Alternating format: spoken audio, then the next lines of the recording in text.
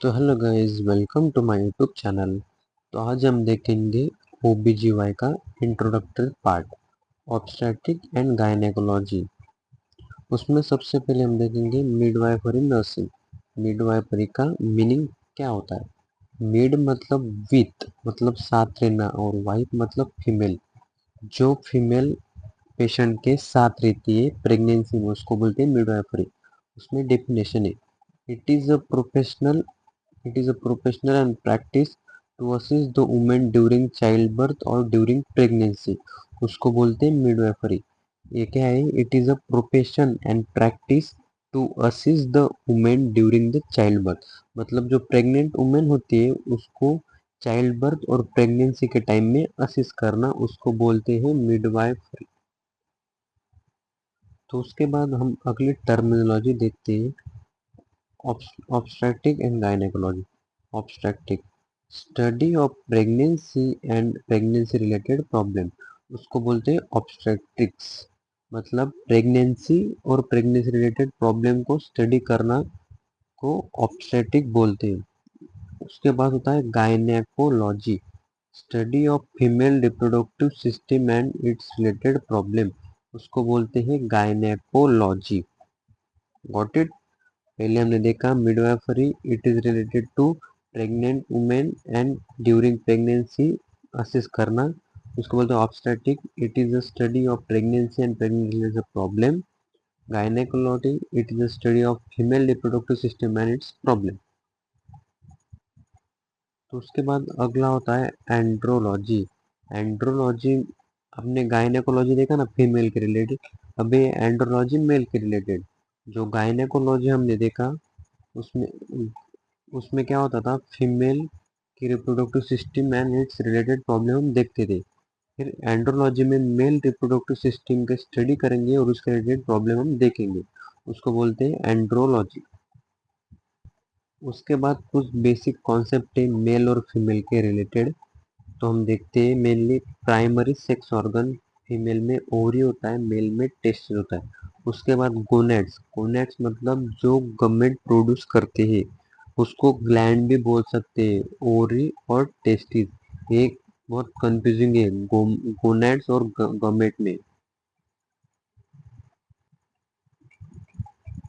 जो गोनेड्स होते हैं वो गमेट प्रोड्यूस करते हैं, और गैमेट जो गोनेड से प्रोड्यूस होते हैं। फिर फीमेल में गमेट कौन से होते हैं, ओवरी, और मेल में टेस्टिस। उसके बाद जो फीमेल में गैमेट होते हैं उसको ओवा और ओवम बोलते हैं, और उसके जो मेल में होते हैं उसको गमेट को स्पर्म बोला जाता है। उसके बाद हम अगला देखते हैं gametogenesis. Gametogenesis, it is a process of producing of gamete. जो गमेट बनने की प्रोसेस को गैमेटोजेनेसिस बोला जाता है। तो उसमें oogenesis एक होती है जो फीमेल में होती है, उसमें ओम फॉर्मेशन होता है। और उसके बाद होती है स्पर्मेटोजेनेसिस, मतलब फॉर्मेशन ऑफ स्पर्म, नाम में ही लिखा है। तो हम देखते हैं गैमेटोजेनेसिस, उसमें oogenesis जो ओआर रिलीज करने के लिए होता है, स्पर्मेटोजेनेसिस स्पर्म रिलीज के लिए होता है। फिर oogenesis में फॉर्मेशन ऑफ ओम होता है, और फॉर्मेशन ऑफ में स्पर्मेटोजेनेसिस में होता है। अब लाइफ स्पैन, किसका लाइफ स्पैन, ओवा एंड स्पर्म का लाइफ स्पैन। अभी ओवा का लाइफ स्पैन कितना है, 12 टू 24 आवर, 12 टू 24 आवर, मतलब हाफ टू 1 डे, इतना लाइफ स्पैन होता है। और प्रायोरिटी कौन सी देनी है, 24 आवर प्रायोरिटी देनी है फीमेल में, रिलेटेड टू ओवा। उसके बाद मेल में स्पर्म की जो लाइफ स्पैन होता है 2 to 3 डेज होता है, मतलब 48 to 72 आवर, ये नॉर्मली हम लिखते हैं उसमें। अगला सबसे इम्पोर्टेंट क्वेश्चन होता है, smallest cell in human body, वो होती है sperm. Longest cell in human वो होती है ओम। ये दोनों एमसीक्यू कहीं भी पूछे जा सकते हैं कंप्यूटर में, इसलिए याद रख लेना। उसके बाद हम हार्मोन्स देखेंगे। हार्मोन्स, जो फीमेल में हार्मोन होता है सेक्स हार्मोन, उसको एस्ट्रोजन बोलते हैं, और मेल में टेस्टोस्टेरोन। फीमेल में एस्ट्रोजन और मेल में टेस्टोस्टेरोन नाम का हार्मोन, ध्यान में रखने का। अभी देखते हैं प्यूबर्टी। प्यूबर्टी मतलब क्या होता है? Development of secondary sexual characteristic, उसको बोलते हैं प्यूबर्टी। जो नॉर्मल फीमेल होती है उसमें 10 to 16 ईयर्स में प्यूबर्टी हिट हो जाती है, मतलब प्यूबर्टी आती है। उसमें उसको ब्लीडिंग आना शुरू हो जाता है, प्यूबिक हेयर डेवलपमेंट हो जाता है, वॉइस चेंजेस हो जाती है, और अब ब्रेस्ट डेवलपमेंट होते हैं, ये फीमेल में होता है। अभी मेल में 12 to 17 ईयर में प्यूबर्टी आती है।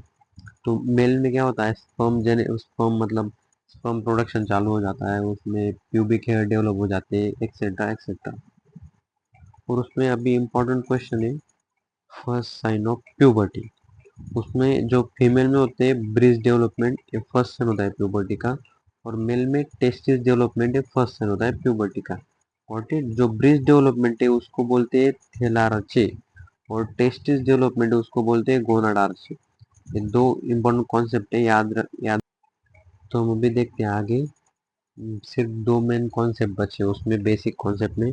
स्मॉल एस सेल, जो फीमेल में स्मॉल एस सेल होती है वो प्लेटलेट बोलते हैं, और जो मेल में स्मॉल एस सेल होती है उसको हमने पीछे देखा। उसके बाद लार्जेस्ट सेल, जो फीमेल होती है उसमें लार्जेस्ट सेल होती है ओवा। ओवा की साइज होती है 130 माइक्रोन, और जो स्मॉलेस्ट सेल होती है वो 9 सेल होती है। उसके बाद जो स्पर्म होता है उसकी साइज मेनली 50 माइक्रोन तक होती है, माइक्रोन। और ओवा की साइज 130 माइक्रोन, एमसीक्यू पूछते हैं। तो थैंक यू सो मच आज के वीडियो के लिए। ऐसे ही वीडियो देखना चाहते हो तो आगे बने रहिए हमारे साथ।